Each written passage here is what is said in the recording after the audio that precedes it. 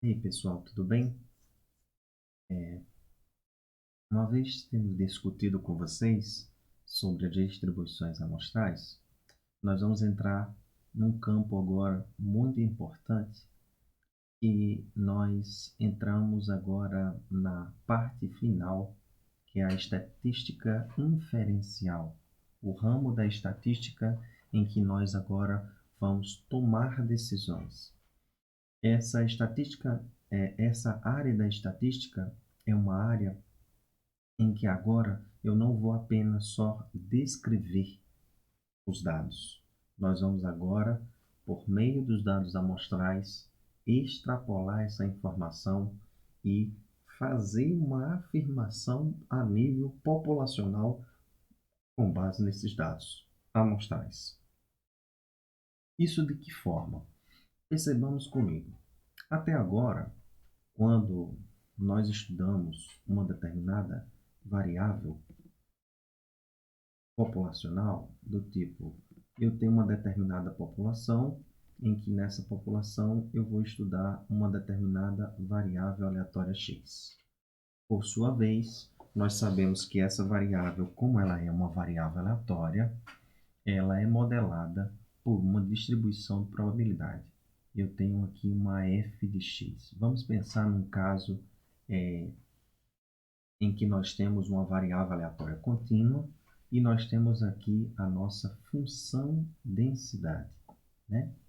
E que por meio dessa função densidade eu consigo, por exemplo, calcular aqui a probabilidade de x assumir um determinado valor, x, e isso ser dado pela integral, né? Que vai de menos infinito, x, ou melhor, x, x até mais infinito dessa f de x, tá? Dx.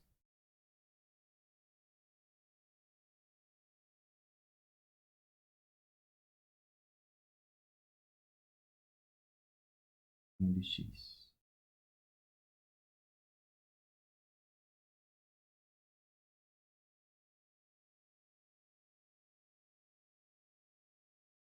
Bem, esse percurso todo, ele tem alguns percalços, né? De que forma? Nós, quando vamos calcular essa função densidade, se vocês perceberem, vou só melhorar isso aqui para mim.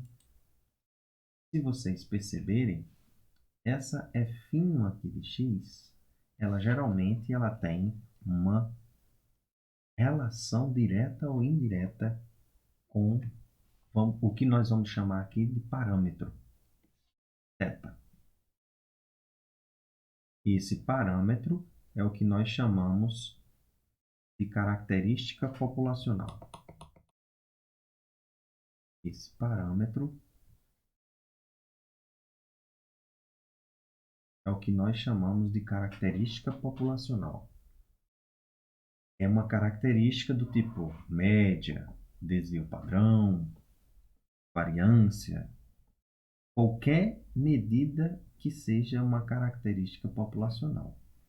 E aí nem sempre nós temos o acesso a essa característica populacional, porque nós já discutimos os problemas. Então, nós vamos abrir mão dessa característica populacional e nós vamos utilizar o que a gente chama de estimador. O estimador é uma função que depende apenas dos dados amostrais. É uma função da amostra.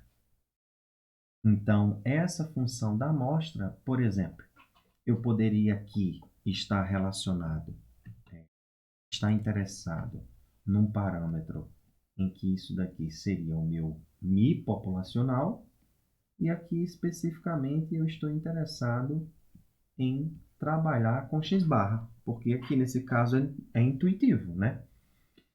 eu ter uma função correlata a nível amostral de algo populacional. Ou eu posso estar interessado aqui na variância e aqui em termos de correlação, né, de função correlata, eu posso estar interessado na variância, que é uma função que depende apenas dos dados amostrais.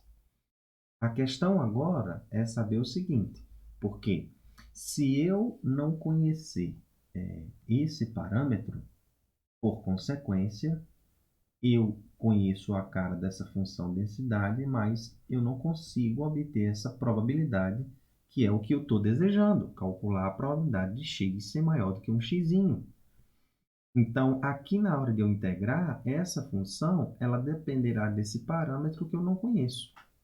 O que é que a gente intuitivamente faz? Bem, se eu não conheço esse parâmetro, eu vou pegar esse estimador, substituo onde tiver esse parâmetro e aí eu calculo. A questão agora é, quão próximo está esse meu estimador desse meu parâmetro para que isso daqui me dê uma probabilidade aproximada do que seria de fato se eu usasse esse parâmetro. Então, tudo isso está interrelacionado. Porque se o meu chute da minha média populacional, supondo que essa minha média populacional for 100, e na hora que eu contabilize a média amostral isso de 98, veja que 98 para 100 está muito próximo, beleza? Muito bom. Mas se o chute de x barra não for 98, for, sei lá, 50, veja que quanto mais distante isso estiver de 100, pior vai sendo o cálculo ou o valor dessa aproximação, vamos dizer assim, dessa probabilidade que eu vou calcular no sentido do valor real em termos probabilísticos, né? Então, é esse o caminho da estimação que ele tenta, ele tenta solucionar esse problema. É encontrarmos uma função a nível amostral que consiga representar esse parâmetro desconhecido. Muitos caminhos existem. Muitas vezes eu não estou interessado em especificamente calcular a probabilidade. Eu estou simplesmente querendo entender qual é o valor muito próximo dessa tomada de decisão para que eu possa ter uma segurança. Vamos supor, no caso da vacina da Covid, eu poderia estar interessado no valor médio da quantidade do teor em ml ou em qualquer proporção que seja mínimo, mas o suficiente necessário para que eu consiga, ao aplicar no indivíduo, que ele esteja imune à Covid. Qual seria esse valor mínimo? Às vezes eu não estou interessado no valor exato. Eu posso dizer o seguinte, ó, um exemplo, né? Nós não sabemos ainda o que especificamente qual é o valor exato. Vamos supor em termos médios desse parâmetro que nós estamos pensando aqui. Vamos supor que tenha um determinado parâmetro aí, e esse parâmetro nós estamos vendo em termos médios, que tem um modelo probabilístico, e vamos supor que esse modelo probabilístico aqui, ao invés, esse valor vai me dar um valor médio, né, em termos de μ, ao invés de eu ter esse valor, eu digo o seguinte, ó, eu tenho um limiar aqui, ó, entre esse limite superior e esse limite inferior, em termos amostrais, né? Opa, em termos amostrais. Tem que estar claro. Eu peguei uma amostra e fui fazer um estudo. Como eu não conheço o valor exato, aí eu apliquei essa vacina em determinadas pessoas, verifiquei a eficiência do valor em termos médios. Eu fiz uma oscilação, fiz um experimento, fiz alguma coisa e eu encontrei essas informações. Eu disse, ó, se a quantidade da vacina for aplicada nesse intervalo aqui, ó, eu digo que dentro desse intervalo eu contemplo o valor médio populacional das pessoas que não se, ou melhor, que foram imunes, com 95% de confiança, né? Com 95% de confiança, vamos dizer. Então veja que nessa situação aqui, agora, eu não estou interessado nesse caminho aqui que nós fizemos de calcular a probabilidade, mas eu estou aqui especificamente tentando entender qual é o valor mínimo necessário e o limiar máximo, porque eu também não posso botar uma quantidade muito grande, que aí a pessoa pode, sei lá, ao invés de se beneficiar a pessoa, pode prejudicar, né? E aí, nesse caso, isso aqui agora eu tenho um intervalo LI-LS que possa representar esse θ aqui, né? Não sei se o exemplo foi um exemplo plausível realmente, mas o caminho que eu queria mostrar era esse. Ao invés de dar um ponto, um θ chapéu aqui específico, eu lhe dei um limiar. Eu lhe dei aqui um θ chapéu mais um LS menos um LS, né? Que é o que a gente vai chamar essa distânciazinha aqui, ó, de erro, né? Erro para mais ou para menos. Um outro caminho que nós temos nesse sentido, que eu poderia mostrar para vocês, seria o seguinte: nós estamos, um exemplo bem interessante agora, que são as eleições. Nas eleições, nós queremos saber, nós temos o candidato A e nós temos o candidato B. O candidato A, ele tem, em termos populacionais, mas nós não sabemos qual a proporção, né, de pessoas que votam no candidato A e qual a proporção de pessoas que votam no candidato B. Aí nós vamos lá na amostra, e lá na amostra nós vamos, em termos amostrais, nós vamos computar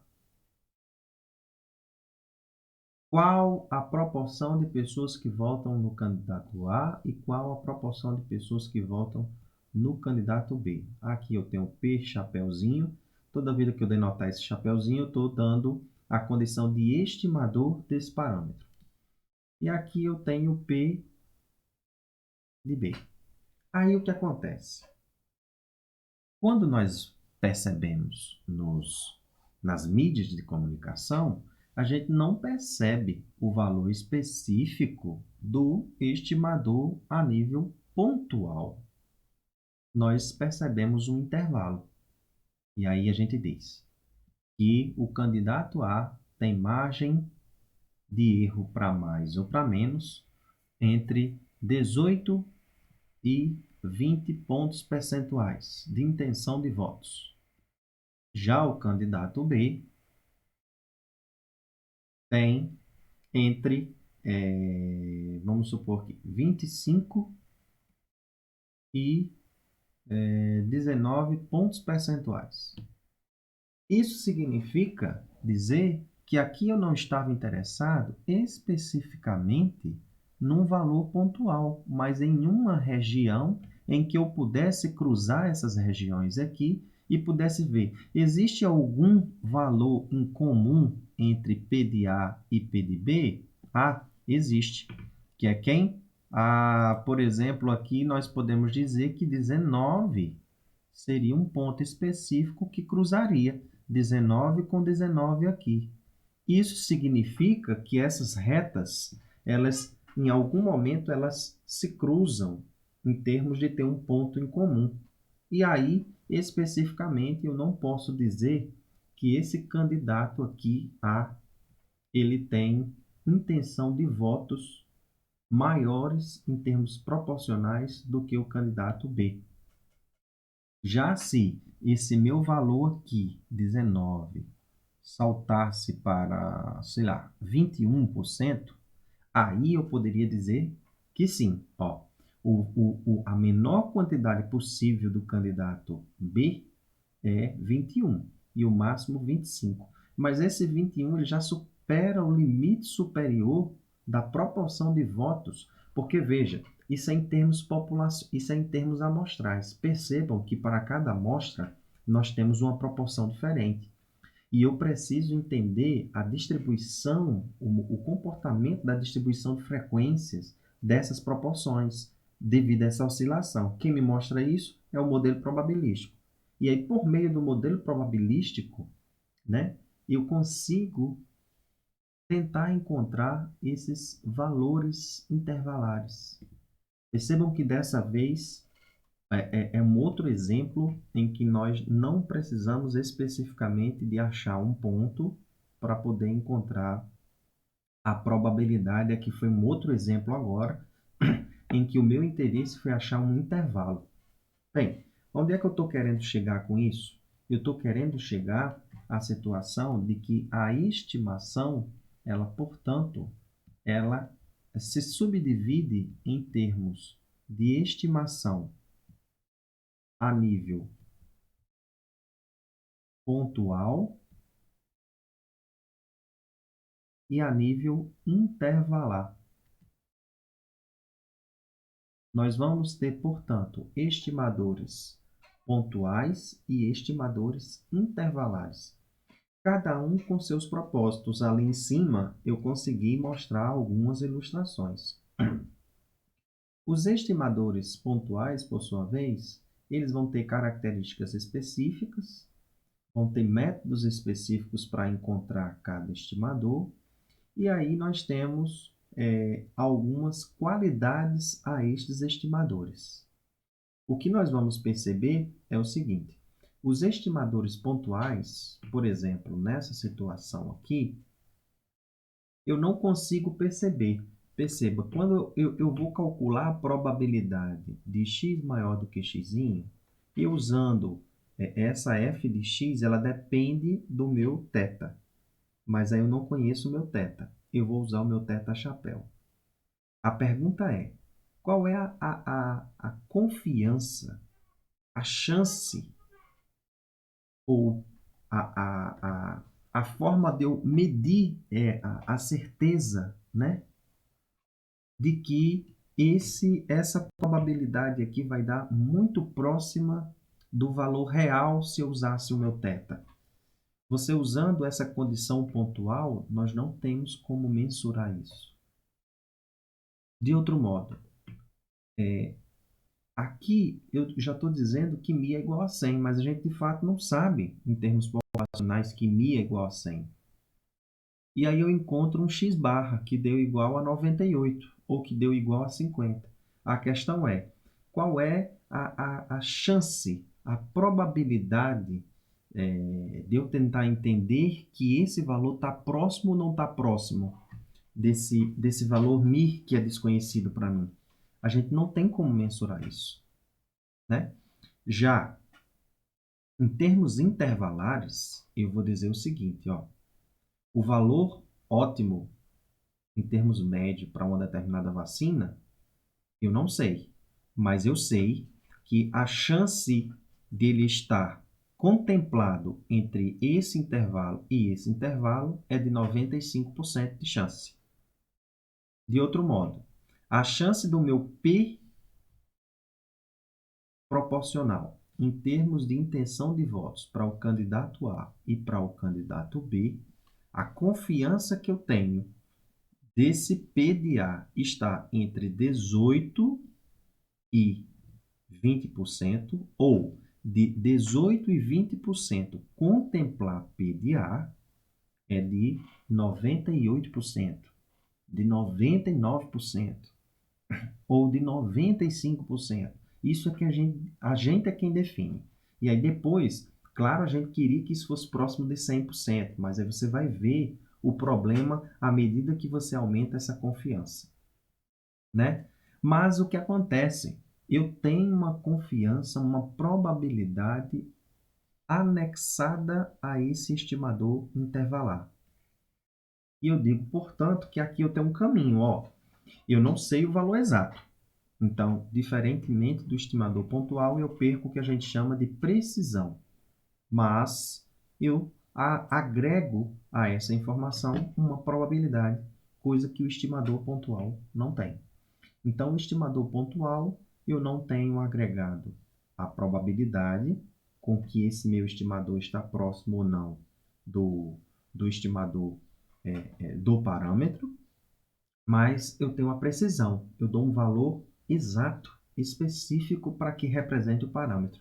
Já o estimador intervalar, por sua vez, eu perco essa precisão, porque agora eu não tenho um valor específico para representar o parâmetro. Eu tenho um intervalo, mas, anexado a esse intervalo, eu lhe dou uma probabilidade com que esse intervalo possa conter esse parâmetro.